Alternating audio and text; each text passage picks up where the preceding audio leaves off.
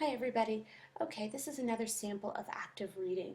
And when I say active reading, what I mean is I'm interested in the conversation that's going on inside of your mind as you read, and I want you to really notice that conversation. Obviously, your conversation is going to be different than my conversation because we have different backgrounds, we think about different things. So this is just a sample of what goes on in my mind as I'm reading. If you want to follow along, this is chapter 9, page 100, near the top of the page. And as often as he had watched the people, all the different kinds of people in their striped pajamas, it had never really occurred to him to wonder what it was all about. This final sentence, this idea of never really occurring to him to wonder what it was all about, I find that very interesting. It makes me think about the times in my life where all of a sudden I began to start questioning what was accepted and questioning the norms, right? And sometimes that can lead to questioning authority, but sometimes it's simply, sometimes it can lead to a scientific discovery. This idea of looking around, being observant, and then wondering about what you see, trying to make sense of what you see.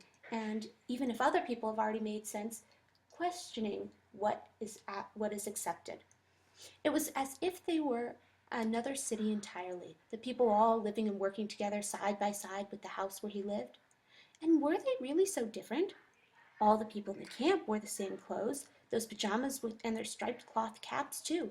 And all the people who wandered through his house, with the exception of Mother Gretel and him, wore uniforms of varying quality and decoration and caps and helmets with bright and red and black armbands and carried guns and always looked terribly stern, as if was all very important and really no one should think otherwise.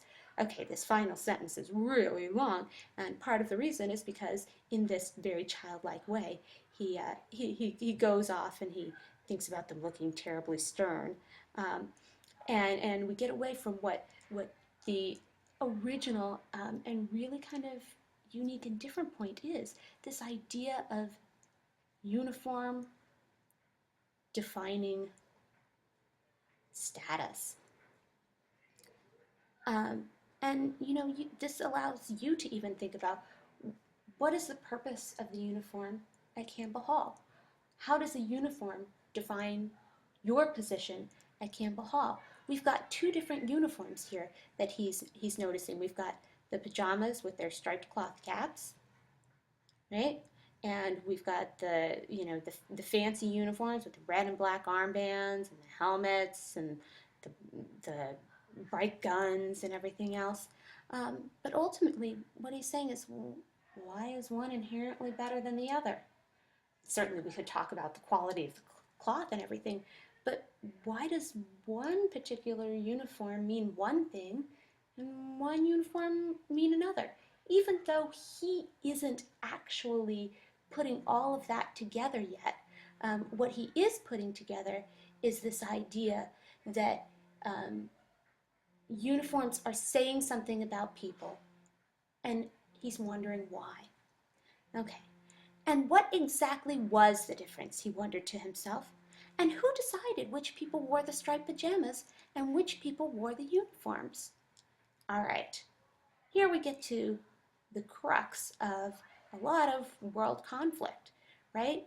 What's the difference between people and who decides that difference, right? This actually reminded me, I'm going to use some of my own background knowledge of the Stanford,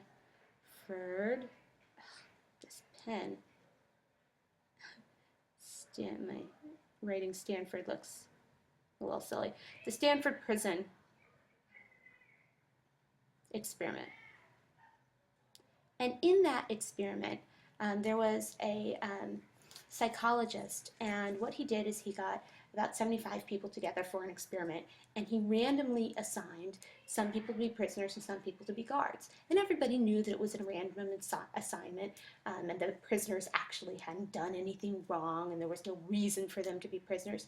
But immediately, the guards started treating the prisoners as if they were truly prisoners and started to treat the prisoners poorly. And this says something about human nature.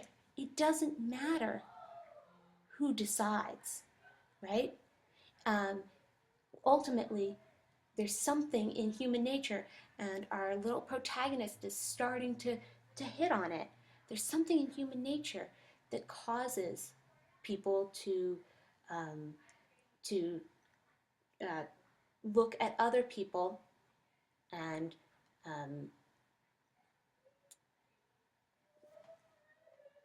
and sorry, just a slight interruption there. Um, that there's something in human nature that causes us to set ourselves apart from other people and to kind of put ourselves into these situations, and whether it's random or not. It's a very, very strange concept. And if you're interested in that Stanford prison experiment, look it up online because it's a fascinating study of human nature.